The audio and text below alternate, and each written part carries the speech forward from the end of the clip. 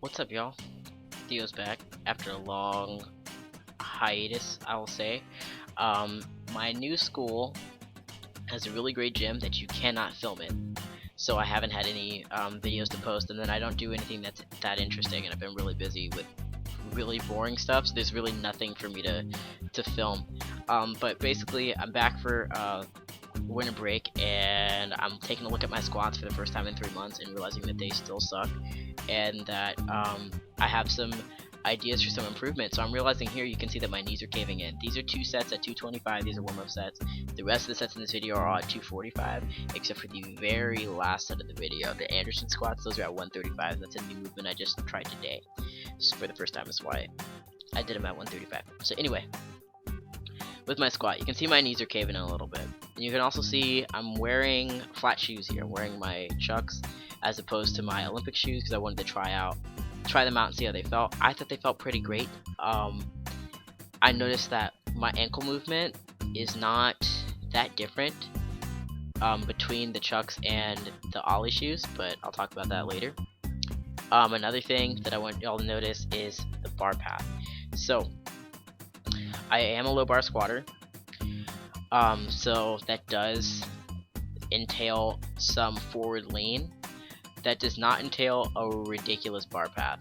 So I think this is one of the sets where my bar path was kind of okay-ish, and so you can see that I at least start to get to the point where I would eventually break parallel, but I really don't. There's one more set when I have a yellow shirt on. That's from these sets, by the way. I'm kind of all over the place, but I've filmed this voice over 1,000 times, so however this one comes out, this is when it's going in the video, so sorry if it's really random. But these clips right here are from a heavy control. I keep saying that. A control lower day last week. The sets before were from the heavy lower day for that week, and the sets at the end of the video are from the heavy lower day for this week, aka today. So you can really see in these that my bar path is moving forward, but you can see that in the ones that I get closest to parallel, or the ones that I get closest to hitting parallel, the bar path is the straightest on those reps. So my new concern is creating a straight bar path, not necessarily creating an upright back angle. I think that was a mistake that I made, was trying to force an upright back angle in a low bar squat. You're not going to have a super upright back angle. And for a person like me who has no torso and is like basically only legs, you're definitely not going to have a very upright back angle in a low bar squat. So my goal is to get my bar path to be as vertical as possible.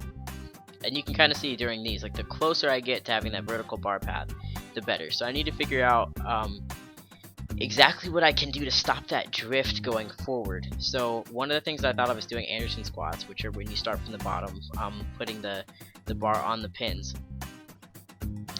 And Anderson squats, they're from a dead stop, so they build a lot of strength out of the hole, which is something that I need. I'm not super concerned with strength, and although, you know, like I wasn't able to film this because of the film policy, so it technically did not happen because it's not on YouTube, right? I did some low box squats in my gym with like 285 or something for a couple weeks. It's just I was still sumo deadlifting at that time. Spoiler alert, I switched to conventional, in case that spoils the future videos, if anyone's watching the future videos. Anyway, I switched to conventional because my hips started hurting from sumo, but while they were hurting, I did some box squatting, and I was able to break parallel, pause there on the box, and then explode off the box. So I'm not worried about my strength in the bottom. I'm really concerned about, although it's something that I feel like I need to work since I spent all this time quarter squatting, and that's probably really hammered my lockout a lot. I feel like I just need to spend time in that position, and really in that position. Like those yellow shirt squats were supposed to be pause squats. I don't even think I want to call those pause squats, and I wasn't even near. A couple of them I was, but I really wasn't even near being in the proper position that I needed to be in the hole. So I think I just need to spend some more time down there, and the Anderson squats are going to help me do that. And they also make it really easy to see when I'm not under the bar the way that I should be, and when the bar is moving way too far forward. Because you can see those, I'm making it to the hole, so my hips have an opportunity to shoot up out of the hole, showing that my bar path is going way out of the way. And at that point, you know, I can see how I can implement some work that would really help. But these, you can really see that I'm just folding over. So my goal is to work on being able to open my hips up more. I gotta figure out what I'm gonna do for that to keep my hips open more, so that I have a space to drop down into. Because I think when I was squatting the best was when I was able to open my hips up.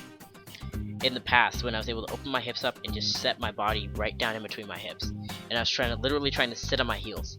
So like imagine if you just like were in the bottom position of a squat and you could just sit directly onto your heels. It's exactly what I was trying to do. So trying to do that, and then also trying to keep my bar path straight. And if I can do that, I feel like I'll be hitting parallel, because I think what I'm doing is I'm feeling my hamstrings hit the top of my calves and thinking that that's breaking parallel, but it's not, because my hips are so high, and my hips are high because my what am I trying to say? Because my bar path is not vertical. So these Anderson squats, these ones are pretty ugly. Again, it's the first day I ever did these. I'm realizing I need to move closer into the rack now because of how much forward lean I'm gonna have. I need to be closer. I think I need to be closer in when I do these to make sure that my bar path is straight. So I might need to move these squat stands away from the wall and do something to hold them down. Also, things I want to make videos about in the future, in like the last 10 seconds of this video, I'll cover them real quick. I want to do a couple product reviews.